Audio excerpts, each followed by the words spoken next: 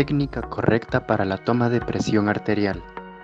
La evaluación de la presión arterial es esencial para el diagnóstico de hipertensión arterial y por medio de este valorar también el riesgo cardiovascular de los pacientes. Es un método no invasivo para la detección y control de una patología prevalente y con gran impacto en la salud de la población. Último estudio y actualización en referencia a la presión arterial. Una presión arterial normal va a tener valores menores a 120 milímetros de mercurio para una presión sistólica y valores de 80 milímetros de mercurio para una presión diastólica.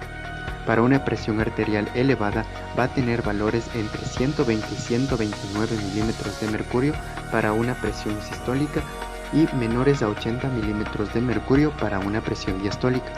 Para una hipertensión grado 1 va a tener valores entre 130 y 139 milímetros de mercurio para una presión sistólica y 80 y 89 milímetros de mercurio para una presión diastólica.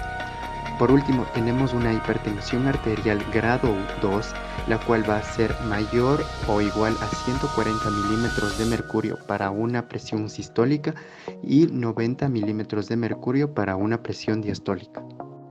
Equipo necesario. Se dispone de múltiples equipos para medir la presión arterial, mercurio, aneroides y electrónicos. No todos los equipos se encuentran validados para su uso. Equipo necesario para la medición de la presión arterial. Estetoscopio. El estetoscopio debe ser una medida adecuada para la persona que escucha los ruidos de Korokop.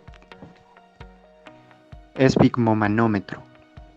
Consiste en un manguito adecuado según el tamaño del brazo del paciente, formado por un brazalete inflable, vejiga, una pera de goma, una válvula ajustable, una tubular dura flexible y por último un manómetro que documente los valores de presión arterial dentro del manguito. Hay que recordar que los valores van de 2 en 2, por lo que no existe valores impares. Cada parte del esfigmomanómetro debe ser examinada regularmente. La aguja del manómetro debe estar siempre marcando el 0, antes y después de la medición. Los manómetros aneroides deben ser equilibrados cada 6 meses. Posición correcta del paciente para la toma de la presión arterial. La espalda debe estar apoyada, los pies deben estar apoyados y las piernas descruzadas a 90 grados.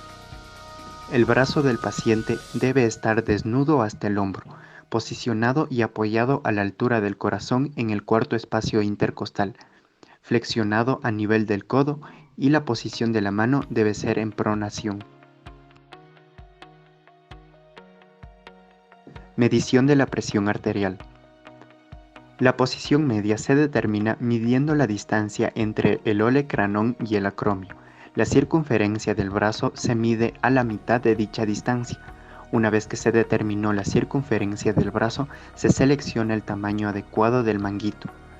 Los manguitos generalmente tienen marcado un indicador de tamaño aceptable para diferentes tamaños de brazo. Además, posee marcas para el adecuado posicionamiento del mismo en el brazo del paciente. Debe estar ajustado de manera confortable, permitiendo que pueda pasar 2 dedos por debajo. El manguito debe colocarse 2 centímetros por encima del pliegue del codo. Inflar el manguito a un valor arbitrario corre el riesgo de sobreinflar de manera excesiva. Para evitar esto, se debe determinar la medida de la presión de obliteración del pulso. Para ello, se debe buscar la palpación del pulso radial mientras se insufla el manguito rápidamente hasta 200 milímetros de mercurio.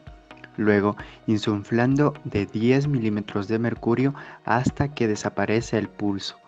Se insufla por 30 milímetros de mercurio adicionales para luego desinflar lentamente, es decir, 2 milímetros por segundo, hasta detectar la presión a la que se hace palpable nuevamente el pulso.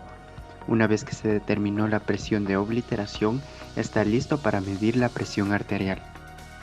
Infle el manguito de 20 a 30 milímetros de mercurio por encima del valor de la presión de la respiración. La campana del estetoscopio debe apoyarse de forma suave y completa. Luego se dará una correcta presión de inflado máximo.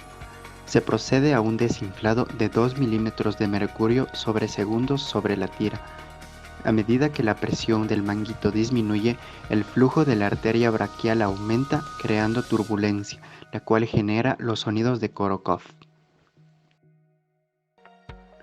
Para asegurarse de que se ha llegado a la presión arterial diastólica, debe continuar desinflando el manguito unos 10 milímetros de mercurio adicionales después de la desaparición de los mismos.